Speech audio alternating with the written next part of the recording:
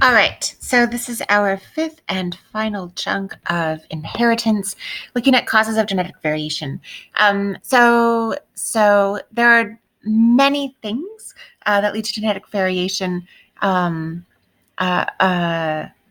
can increase genetic variation: crossing over, meiosis, fertilization, random mating. All of these things are going to increase genetic variation in a population, but the ultimate cause to that variation is mutation. So changes in the DNA sequences, the A's, T's, C's, and G's getting messed up a little bit. This is the ultimate cause of all that variation that we've been mentioning as being a good thing. It's not always a good thing, right? Mutations can be really bad, but we can get lucky every once in a while with a really nice mutation. So some of the things that are going to influence how fast those mutations occur: radiation is one, but it needs to be radiation with pretty high energy. So gamma rays, ultraviolet rays, X-rays, and the reason that microwaves and radio waves don't influence mutations so much. So DNA, we know, is that double helix, and things like gamma rays, UV rays, is very small, and it's able to interfere with the bonds within the DNA. And so these guys can break the DNA, mess up those bonds, rearrange the A's, T's, C's, and G's, and lead to mutation. Longer wavelength radiation, like radio waves, they're so big, they actually just go all the way over, around, and under the DNA.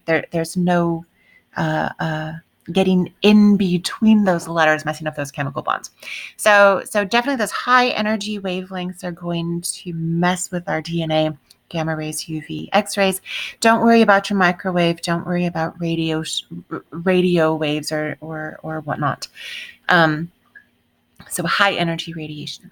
There are also chemicals, mutagenic chemicals, that can increase the rate of mutation, cause mutations to happen. Nitrosamines, compounds that have nitrogens and amines in them, like tobacco smoke, like mustard gas. These are all causing mutations in DNA. This is another one. This guy, NDMA, sadly is really common in smoked meats. So if you love your bacon, just know that you're probably getting a little bit of this nitrosamine in your diet. So love your bacon, but don't love it too much. So an example of radiation affecting the rate of mutation happened in Chernobyl, and of course also Hiroshima and Nagasaki. That original cloud of contaminated air got straight to the humans, but also got into the water, to the fish, to the crops, and then in the person again. In Chernobyl, where that nuclear power plant melted down, we saw a delayed response. So it took 10, 15 years, but we're seeing this huge increase in the number of thyroid cancer patients.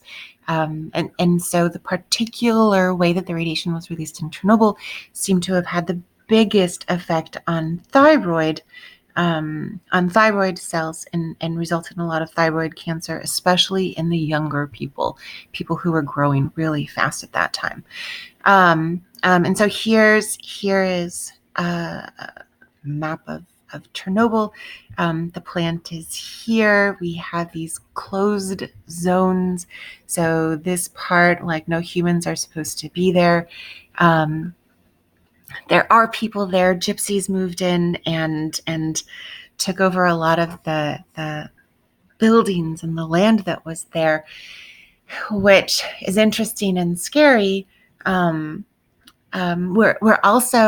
Scientists are also following wolves that are coming out of Chernobyl's forests. Scientists are looking to see if they're spreading mutations throughout Europe, since wolves are pretty migratory in nature. Anyhow, so practice. Remember that Friday you're taking a review quiz, and have a great Thanksgiving.